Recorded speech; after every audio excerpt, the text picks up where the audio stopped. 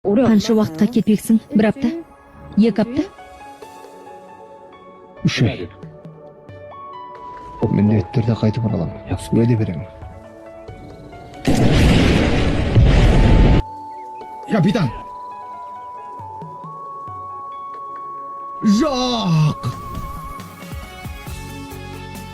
Капитан Юсижин және аға сержант Судыйым тапсырма орындау барысында қаза тапты. Неге қайтып келмедің?